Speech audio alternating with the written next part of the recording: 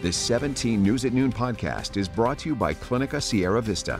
Welcome back to the 17 News at Noon podcast, where we share your news on your schedule. Well, good day. I'm Elena Rusk. We begin with your 17 court watch and a delay in the decision to potentially retry Wendy Howard for the shooting death of her ex-boyfriend, Kelly Pitts.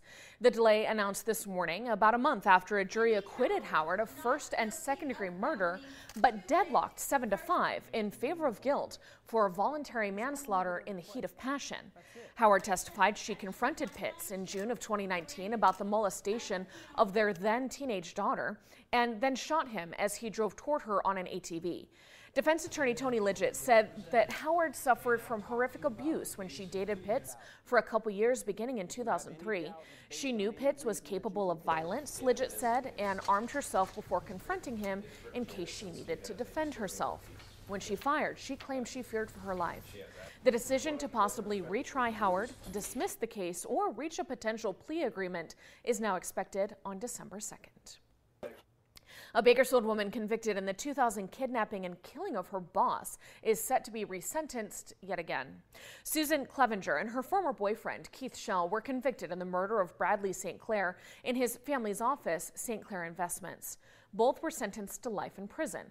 However, due to changes in the felony murder law in 2019, Clevenger's murder conviction was reduced to kidnapping, and she was resentenced to 8 years on that charge. But this week, an appeals court ordered Clevenger to return to Kern County for a second resentencing after determining a Superior Court judge didn't realize he had the discretion to resentence her on all charges, not just the murder charge. And a man charged with fatally shooting another man in Oildale will undergo a competency evaluation to determine if he can stand trial. Yesterday, a judge ordered Jarrett Perrett to be examined by a psychologist and set a hearing for December 13th to discuss the findings. Perrett charged with first-degree murder and 2 counts of manufacturing or distributing an assault weapon in the shooting on April 3rd of 62-year-old Daryl Luis Del Rio on Minner Avenue. That's near Norris and North Chester Avenue.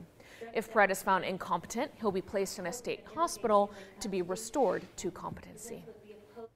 In other headlines, fire crews investigating a fire this morning at the Planet Fitness on White Lane, and it's not the first one this week. The Bakersfield Fire Department tells 17 News they have fire crews responding to that vacant gym each shift for the last 5 days to put out small fires in the back and even some trash fires inside the already burned building. Obviously, the structures are vacant.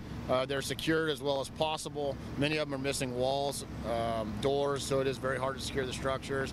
We did make contact with one transient. As we arrived on scene, she did advise that there were multiple transients inside the structure. We did conduct a primary and a secondary search, and none were found. Now, this latest fire comes as the City Council on Wednesday made preliminary plans for gravity locks and steel lids for dumpsters in Bakersfield at the city's expense. A local man went 47 years of his life never knowing how to read a book, and now he's written one. The Kern Literacy Council celebrated Normal Farrell Brown and his book Still Moving On last night. Since the age of 47, I went back to learn to read and write. I couldn't read. I had second grade education at that point, and I was just bored and burned out. And when people get that way and they can't read or write, they tend to go to alcohol and drugs and get sideways in their life.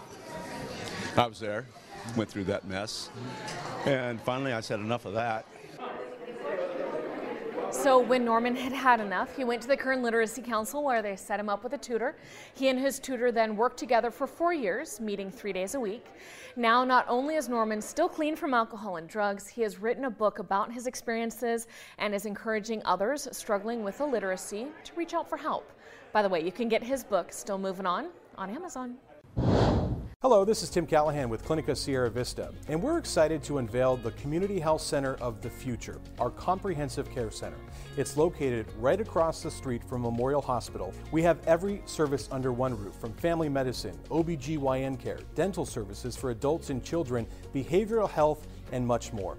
So find your way to better care at Clinica Sierra Vista this year at our comprehensive care center. Visit our website, clinicasierravista.org, for the latest on this project. We'll see you soon. Well, Well, in business news, the wildly popular Hello Kitty Cafe truck will be in Bakersfield this weekend for one day only. The truck continuing its 2022 tour of the West by rolling over to Valley Plaza Mall tomorrow from 10 a.m. to 7 p.m. You'll find it by the Forever 21 facing Target and the food court entrance. Fans of Hello Kitty can look forward to exclusive goodies and limited edition collectibles. And Kern Behavioral Health and Recovery Services hosting a fall career expo tomorrow. Anyone interested in a career in behavioral health can come down to their administration office on 28th Street from 9 a.m. to 1 p.m. Upcoming college graduates especially are encouraged to attend. And Alta Sierra also hosting a job fair tomorrow at the ski resort. It's from 8 a.m. to noon, which you can find up there at their resort northeast of Bakersfield, just west of Wolford Heights. Just take the 155 on up.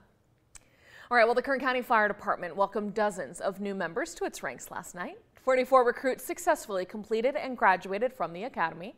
Their families came out to celebrate at Centennial High School in the Northwest. All right, the department says this is the largest group to complete all risk fire training, and it's the third graduating class so far this year.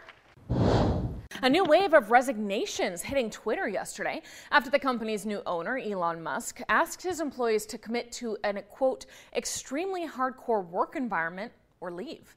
NBC's Stephanie Gosk has the latest. The doors at Twitter are locked amid fresh turmoil and a mass employee exodus. Employees told the company's offices will be temporarily closed and badge access will be restricted through Monday, according to CNBC.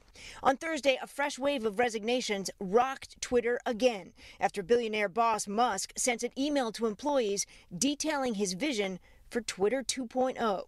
It read in part, "We will need to be extremely hardcore.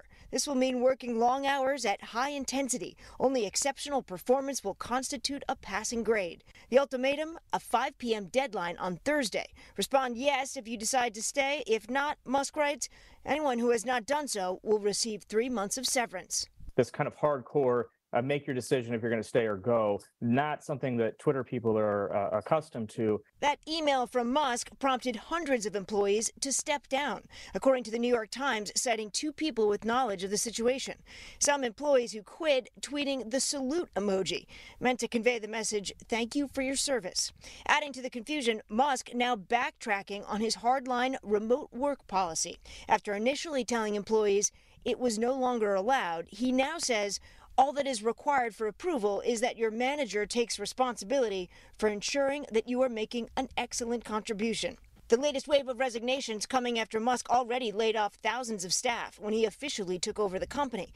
Melissa Engel worked as a senior data scientist at Twitter. She says she was fired just days before Musk delivered his latest ultimatum, but has coworkers who resigned yesterday.